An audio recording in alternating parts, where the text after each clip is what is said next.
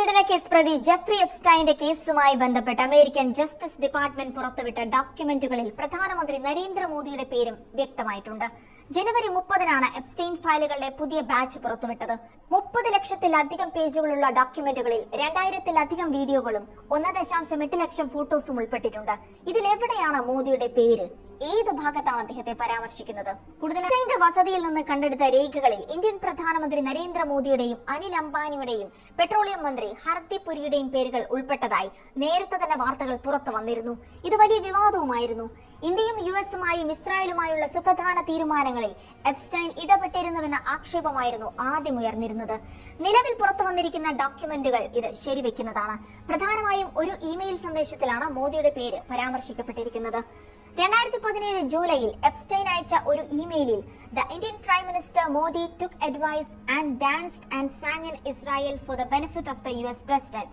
They had met a few weeks ago, it worked എന്ന് പറയുന്നുണ്ട്. ഖത്തറിലെ ഒരു ഉന്നത ഉദ്യോഗസ്ഥനയച്ച മെയിലാണിതെന്നാണ് പുറത്തുവരുന്ന സൂചനകൾ. ഇന്ത്യൻ പ്രധാനമന്ത്രി മോദി ഉപദേശം സ്വീകരിച്ചു. അമേരിക്കൻ പ്രസിഡന്റിന്റെ ഗുണത്തിനായി ഇസ്രായേലിൽ നൃത്തം ചെയ്തു, പാട്ടും പാടി. അവർ കുറച്ചാഴ്ചകൾക്ക് മുൻപ് കണ്ടിരുന്നു, അത് വർക്കായി എന്നാണ് എപ്സ്റ്റൈന്റെ സന്ദേശം.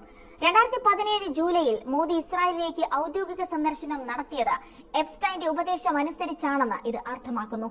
ഇസ്രായേലിലേക്കുള്ള യാത്ര ട്രംപിന്റെ പ്രയോജനത്തിന് വേണ്ടിയായിരുന്നു. മോദി ട്രംപിനെ കണ്ടതിന് ശേഷമാണ് ഇത് നടന്നതെന്നും എപ്സ്റ്റൈൻ അവകാശപ്പെടുന്നുണ്ട്.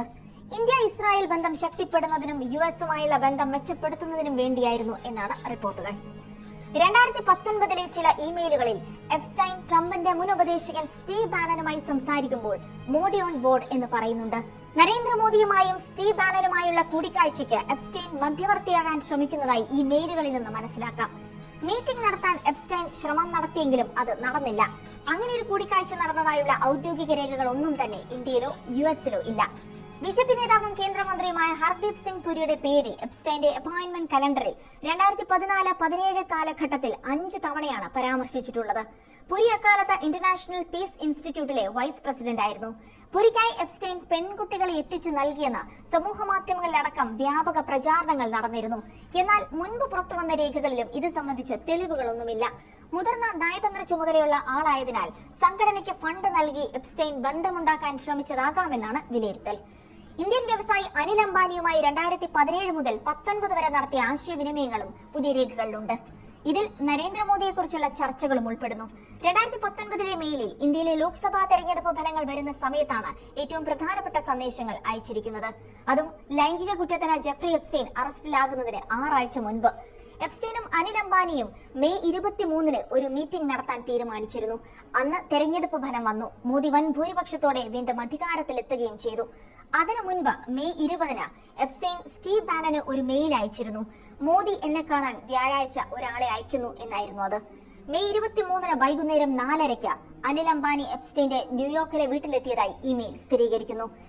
ഇന്ന് നല്ല അനുഭവമായിരുന്നു, നിങ്ങളെ കണ്ടതിൽ സന്തോഷം എന്ന് അന്ന് രാത്രി 9:05-ന് എപ്സ്റ്റൈൻ അനിൽ അംബാനിക്ക് മെയിൽ അയച്ചു. അതിന് തൊട്ടു മുൻപ് ബാനനും എപ്സ്റ്റൈന്റെ ഒരു സന്ദേശം കൈമാറുന്നുണ്ട്. മോദിയുടെ മീറ്റിംഗ് ശരിക്കും രസകരമായിരുന്നു. ഈ വ്യക്തി മോദിയുടെ പ്രതിനിധിയാണെന്നും നിങ്ങളുടെ വിഷൻ ഇവർ പൂർണ്ണമായും അംഗീകരിക്കുന്നുണ്ടെന്നും അതിൽ പറയുന്നു. എപ്സ്റ്റൈൻ ഫയലിൽ മോദിയുടെ പേര് പരാമർശിക്കുന്ന റിപ്പോർട്ടുകൾ പുറത്തു വന്നതിന് പിന്നാലെ ഇന്ത്യൻ വിദേശകാര്യ മന്ത്രാലയം ശക്തമായി നിഷേധിച്ചുകൊണ്ട് രംഗത്തെത്തി. മോദിയെയും അദ്ദേഹത്തിന്റെ ഇസ്രായേൽ സന്ദർശനത്തെയും പരാമർശിക്കുന്ന ഭാഗങ്ങൾ വെറും കെട്ടുകഥകൾ മാത്രമെന്നായിരുന്നു വിശദീകരണം. പ്രധാനമന്ത്രിയുടെ 2017 ജൂലൈയിലെ ഇസ്രായേൽ സന്ദർശനം ഔദ്യോഗികമായിരുന്നു. അതല്ലാത്ത മറ്റെല്ലാ പരാമർശങ്ങളും ഒരു ക്രിമിനലിന്റെ അസഭ്യമായ ഭാവനകൾ മാത്രമാണെന്നും അങ്ങേയറ്റം അവജ്ഞയോടെ തള്ളിക്കളയേണ്ടതാണെന്നും വിദേശകാര്യ മന്ത്രാലയ വക്താവ് രൺധീർ ജയ്സ്വാൾ പ്രസ്താവനയിൽ പറഞ്ഞു. ഇസ്രായേൽ സന്ദർശനം ഇന്ത്യ ഇസ്രായേൽ ഡിപ്ലോമാറ്റിക് ബന്ധത്തിന്റെ 25-ാം വാർഷികത്തോടനുബന്ധിച്ചായിരുന്നു. 92-ൽ ബന്ധം സ്ഥാപിച്ചതിന് ശേഷം ഒരു ഇന്ത്യൻ പ്രധാനമന്ത്രിയുടെ ആദ്യ സന്ദർശനമായിരുന്നു അത്. എപ്സ്റ്റൈനെ പോലെ ഒരാൾ പ്രധാനമന്ത്രിയെക്കുറിച്ച് എഴുതിയത് രാഷ്ട്രത്തിന് തന്നെ നാണക്കേടാണെന്നും വിശദീകരണം വേണമെന്നും കോൺഗ്രസ് നേതാവ് പവൻ ഖേര ആവശ്യപ്പെട്ടു. പ്രതിപക്ഷ പ്രതിഷേധം വളരെ ശക്തമാണ്. എന്നാൽ ഇതൊരു രാഷ്ട്രീയ ആരോപണം മാത്രമായി കണക്കാക്കി തള്ളിക്കളയുകയാണ് സർക്കാർ. ഫയലുകളിൽ മോദിയുടെ പേരുണ്ടെങ്കിലും അത് ഏതെങ്കിലും ക്രിമിനൽ പ്രവർത്തനവുമായോ ലൈംഗിക അധിക്ഷേപവുമായോ ബന്ധപ്പെട്ടതല്ല. എപ്സ്റ്റൈൻ ശക്തരായ ആളുകളെ കൊണ്ട് തന്റെ നെറ്റ്വർക്ക് വിപുലീകരിക്കാൻ ശ്രമിച്ചിരുന്നു. അയാൾ പല നേതാക്കളുടെ പേരും പരാമർശിച്ചിട്ടുണ്ട്. എന്നാൽ ഇതൊന്നും ലൈംഗിക കുറ്റകൃത്യത്തിന്റെ തെളിവായി കണക്കാക്കപ്പെടുന്നില്ല. മോദി അല്ലെങ്കിൽ പുരി എപ്സ്റ്റൈന്റെ ക്ലയന്റുകളോ പങ്കാളികളോ ആയിരുന്നില്ല എന്നാണ് ലഭ്യമായ വിവരങ്ങൾ സൂചിപ്പിക്കുന്നത്. ജിയോ പൊളിറ്റിക്കൽ നെറ്റ്വർക്കിന്റെ ഭാഗമായിരുന്നു എന്നാണ് വിശകലന വിദഗ്ധർ ചൂണ്ടിക്കാട്ടുന്നത്.